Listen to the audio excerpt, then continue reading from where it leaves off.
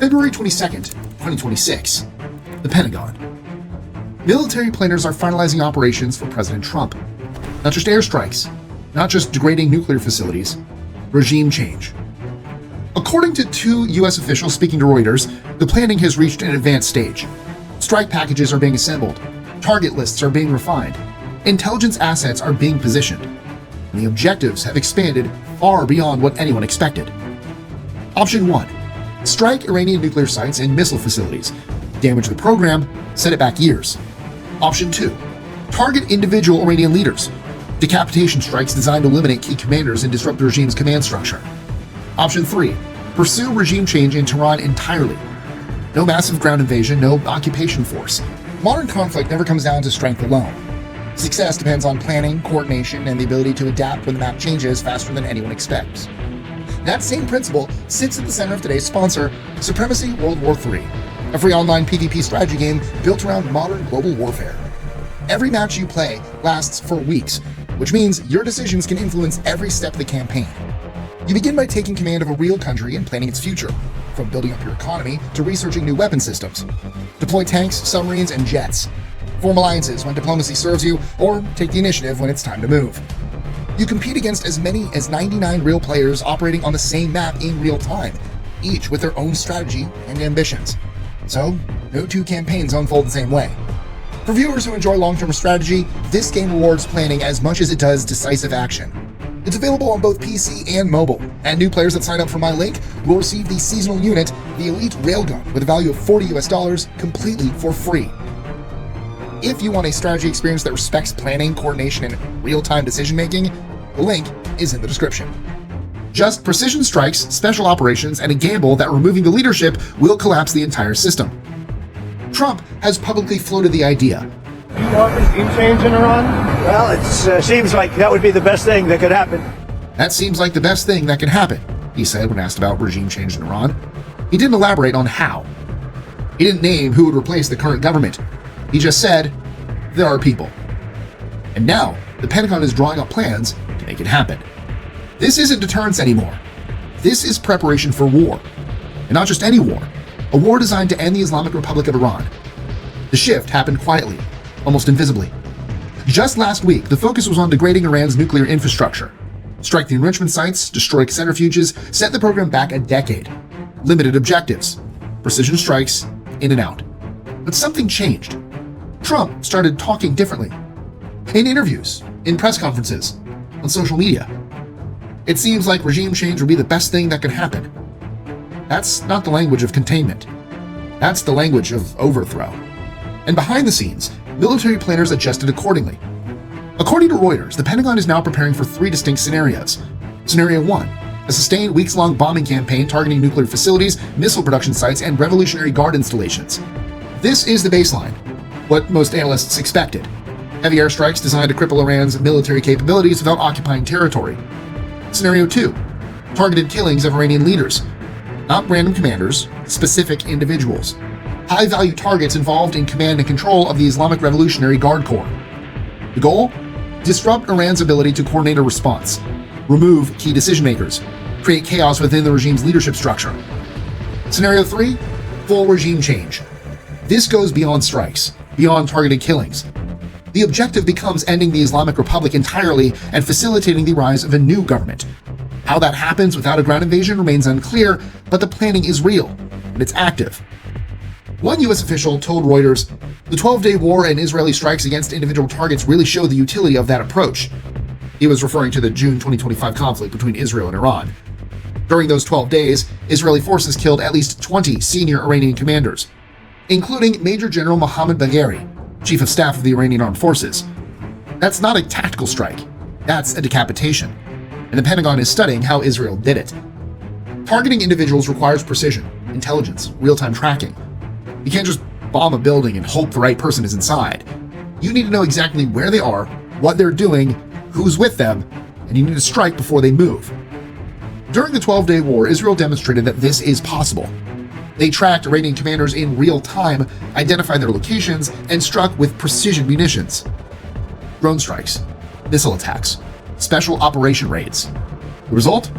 Iran's military leadership was gutted. Command structures collapsed, communications broke down. For a brief moment, the Islamic Republic was paralyzed. Now, the United States is considering doing the same thing, but on a larger scale.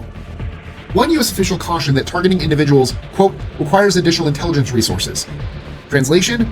You need people on the ground, signals intelligence, satellite coverage, human sources inside Iran who can provide real-time updates on leadership movements. The U.S. has some of this, but not all of it. And the official admitted it was unclear what intelligence the U.S. has on Iranian leaders who could potentially be targeted. That's a significant gap, because if you're going to attempt decapitation strikes, you can't afford to miss. A failed assassination attempt doesn't weaken the regime, it strengthens it. It gives Tehran a propaganda victory, and it proves that the United States can't reach its leaders. So the Pentagon is working to close that gap, deploying additional intelligence assets, coordinating with Israel, activating sources inside Iran. But time is running out. Trump's deadline is approaching. The window for gathering intelligence is narrow. The question isn't whether the U.S. can strike Iranian leaders, it's whether the U.S. can strike the right ones at the right time. Regime change without ground forces is a gamble. Historically, overthrowing a government required boots on the ground. Occupy the capital, seize the government buildings, install a new leadership. That's how it worked in Iraq, in Afghanistan, in Libya, and in every case, it was messy, expensive, and it took years.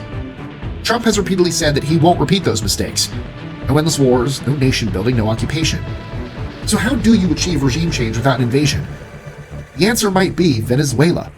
On January 3, 2026, U.S. Special Operations Forces raided Caracas and captured President Nicolas Maduro. They extracted him from his compound, flew him out of the country, and brought him to New York to face criminal charges. No invasion, no occupation, just a rapid precision raid conducted by elite forces. Maduro's government collapsed within days. His inner circle fled. The military stood down, and Venezuela transitioned to a new leadership. It was the kind of operation Trump likes. Fast, decisive, minimal American casualties. Now the Pentagon is asking, can we do the same thing in Iran? The challenge is geography. Venezuela's capital, Caracas, is on the coast. U.S. forces could launch from ships offshore, fly helicopters inland, conduct a raid, and extract within hours.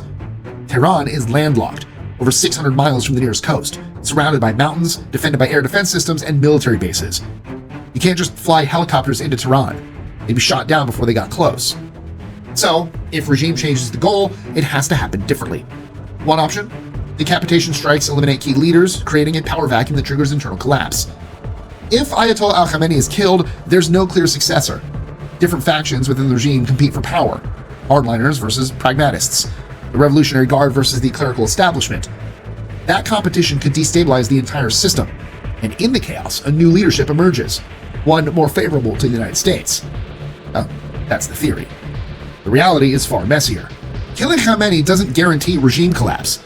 It could just as easily trigger a consolidation. Hardliners seize control, martial law is declared, a crackdown intensifies. And then you're not looking at regime change. You're looking at a more dangerous, more unpredictable version of the Islamic Republic. Another option? Combine airstrikes with support for internal opposition groups. Iran just experienced the deadliest protests in its history. Millions of people took to the streets demanding an end to the regime. The government crushed them with overwhelming force. But the anger didn't disappear. It's still there, waiting. If the US strikes Iranian leadership and cripples the security apparatus, those protesters might come back. This time with less fear and more momentum. The US could support them. Weapons, intelligence, communications equipment. Enough to turn protests into an armed uprising. But that's a dangerous game. Because once you start arming opposition groups, you lose control over what happens next. They might overthrow the regime, or they might fragment into competing factions and plunge Iran into civil war. Either way, the outcome is unpredictable.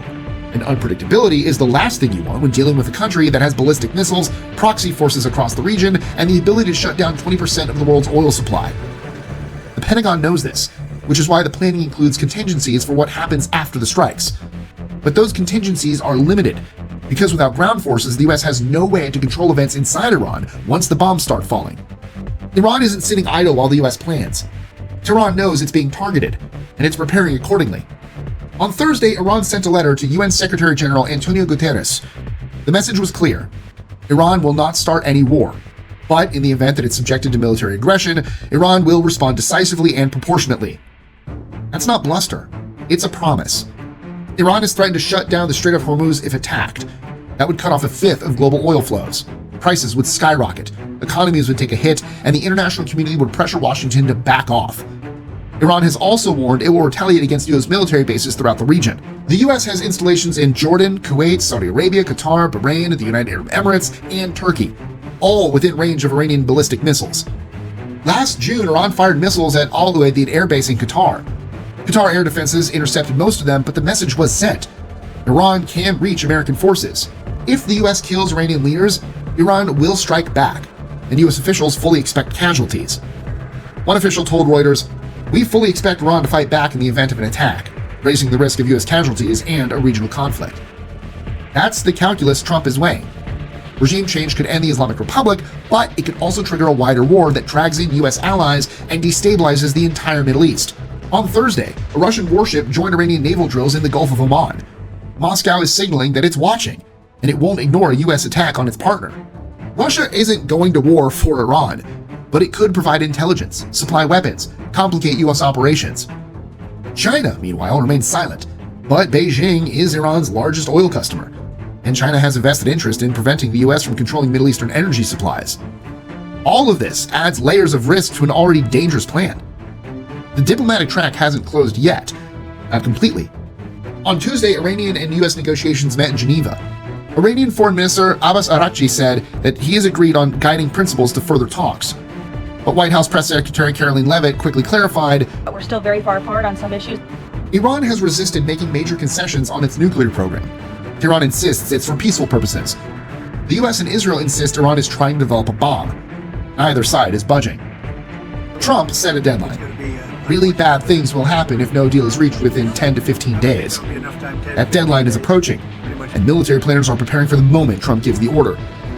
A senior US official said Iran would submit a written proposal addressing US concerns, but it's unclear whether that proposal will be enough to prevent strikes. Trump's position is firm. They can't have a nuclear weapon. It's very simple. You can't have peace in the Middle East if they have a nuclear weapon. Translation? Either Iran agrees to dismantle its program, or the US will do it by force. And now, by force doesn't just mean bombing nuclear sites. It means removing the regime entirely. This is the most dangerous moment in US-Iran relations in decades. 2 carrier strike groups are positioned off Iran's coast. Over 120 combat aircraft are deployed in the region. Intelligence assets are gathering data on Iranian leadership. Strike packages are being finalized, and the objective has shifted from containment to regime change. Trump has done this before. He authorized the raid that captured Maduro. He approved the strike that killed Qasem Soleimani in 2020. He's shown a willingness to take risks that other presidents avoided. The question now is whether he'll order the most ambitious military operation of his presidency, one designed not just to damage Iran's capabilities, but to end the Islamic Republic entirely. The clock is ticking. The military is ready, and the decision rests with one man. So, here's the question for you. Should the United States pursue regime change in Iran? Can it succeed without a ground invasion? Or is this a gamble that risks triggering a wider war the US can't control? Drop your answer in the comments below. This is happening in real time. If you made it this far, hit like and subscribe for continuous coverage of this developing crisis. No speculation, just facts as they emerge. And if you want to support the channel, join the fleet. Loyalty badges, priority responses, and exclusive updates. Click join and get on board. The deadline is approaching. The targets are locked, and the world is waiting to see if Trump pulls the trigger. I'll see you in the next one. Thanks again to Supremacy World War III for sponsoring today's video. Lead a nation, command real-time battles, and face real opponents across the world. Remember to use the link in the description to get your exclusive starter pack, as well as the Elite Railgun. It's free for the next 30 days.